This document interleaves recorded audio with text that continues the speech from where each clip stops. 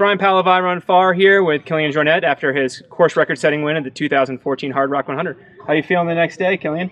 Feeling good. It's a good weather, not raining, and so... That's a relief, yes? Yeah. I want to get right into the heart of it. You had a great race out there. You sort of dominated. Through the first half of the race, you were running with people. You went off the front. And then descending from Engineer to Grouse Gulch, you waited for Julien to catch up because you wanted to run with somebody, yes?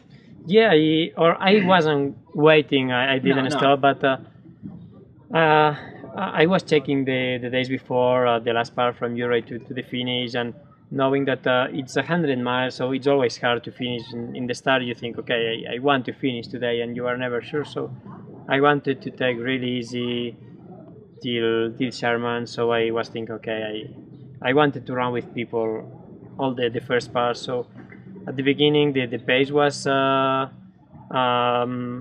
really comfortable. So then we start running.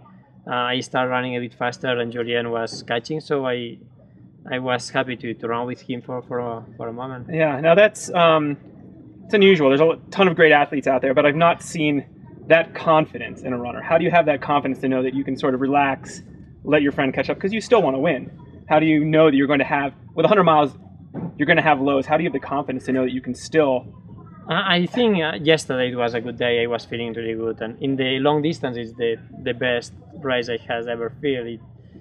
I had the legs was not hurting or never, and I was feeling really well. I was knowing that I could push afterly because I was, yeah, it's just some days that you feel really good and some days that you feel not good. So yesterday it was a perfect day. Really? That's like the best you felt in a long Yeah, in a long distance, because yeah, maybe 2011 with Beat were really like that too. Yeah, I think they are the two races that I has been feeling really confident. I mean, someone like you who's had a ton of amazing performances, whether it's FKTs or short races, long races, does that make it, is it cool to have still those special days where you just even feel even better than usual? Yeah, it's true that normally in short distance it's yeah, it's some days that you feel really good and you can really push. In long distance it's hard because you can feel good, but you never know how you will feel after 10-20 hours. So it's always a bit like you are wondering what it will happen, but yeah. You didn't have those thoughts yesterday? No, I was thinking, okay, I want to finish, and I wanted to take really easy to be fresh the last part. Yeah. Did you know what the old record time was? I knew it like today, or I knew that it was 23 and something, but yeah. I wasn't thinking about that.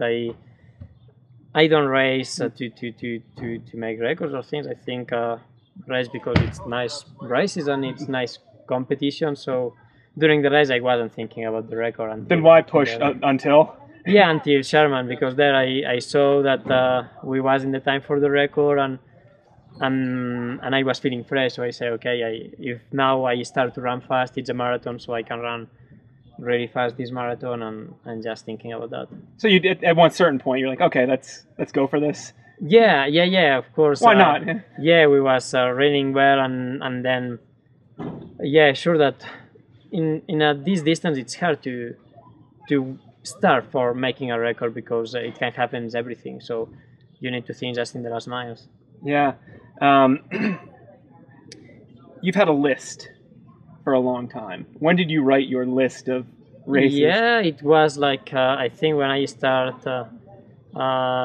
competing in it was 2004 or 5 when I started in ski mountaineering, and this list it was all the like ski mountaineering World Cup, Pyramenta, Mirzalama, Patrie de Glacier, and then running races like UTMB, Hardrock, of course, Western and Sierzinal, and yeah, so I'm really glad to finish the list. So you're glad you finished the list? Does that leave you wanting another list? I mean, you have Summits of My Life. But... Yeah, sure that now, yeah, I'm still racing because I love that. It's so nice, and races like Hardrock with this ambience and these trails, you just want to come back because it's really nice to race, but sure that maybe to find motivation in other places and Summits of My Life, it's giving me that now. Yeah. You'll, as you said, you'll still continue to Yeah, It's not I like love racing. you yeah. don't just race because you have sponsors or anything. You want to be out here. Yeah, it's like when I have no races planned for 3 weeks, and then I'm at home, I'm training and looking. Well, okay, what's this weekend? I can go to this vertical or to this race there, because I love that. I love the feeling of racing, of pushing myself, and yeah. Anyway, it's fun. How different was it here than a big race in Europe or Dagle de Fou, where there's just a crush of people wanting to see the race and to see you?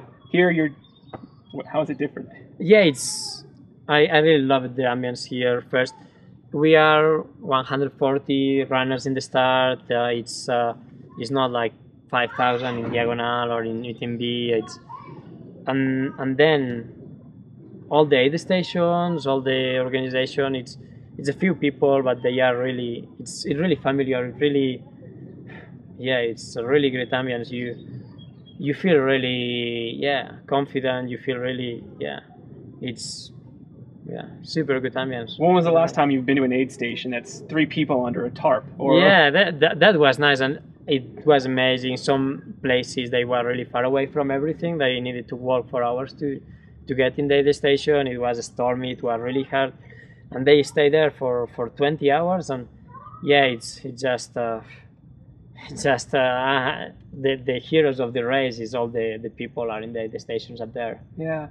Along the way, you took pleasure. I mean, where did you have fun? Obviously, you were taking in the views, but what else did you do to enjoy yourself? Yeah, I think, or ultra running, or for me at least, it's not a competition. It's try to have fun in running and to discover this mountain. So it's nice to run and to look around on these mountains. Like when we climb to Oscar Pass or Virginia's, it's wonderful. You need to stop to see the views, and so I take my time in the aid stations to just talk with the people there and look around. And of course it makes that you rest and you eat, so then you feel stronger. But it's important to I talked to the aid station captain on Virginia's Kroger's Canteen, way up on the top of the mountain, and you insisted on shaking the hand of every volunteer. Yeah, it's amazing the work that they do. So I say that the heroes of the race are them, and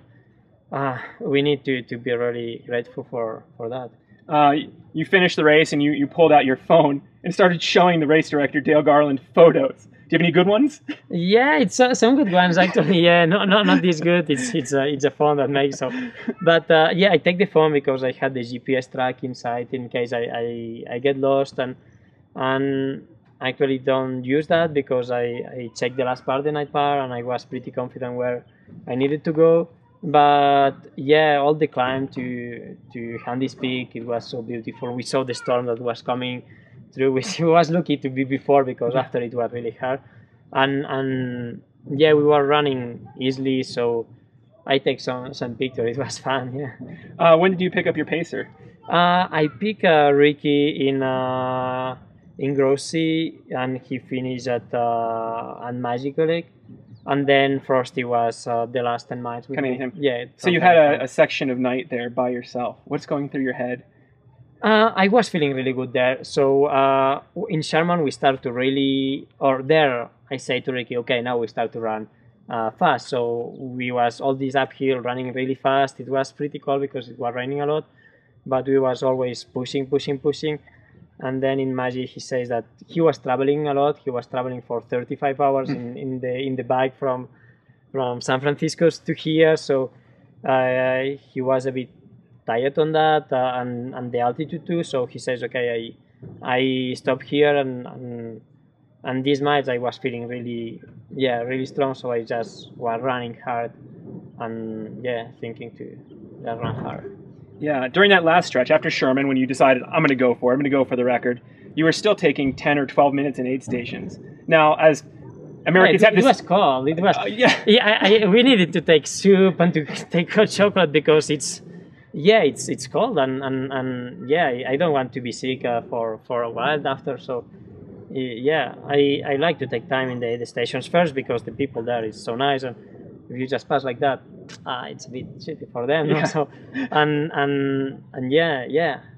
needed to eat, and it's important to have energy after a long race. So I eat mashed potatoes in Sherman, then burritos, and it's important to eat real food for have energy. So you don't eat a lot between aid stations, but you do eat a lot Yeah. in a long race. Yeah, and never eat or almost nothing between aid stations. Just drink, and then in the aid station just eat. And you were enjoying the Kit Kat bars, the candy bars? Yeah, yeah. No, it's many good things to eat there.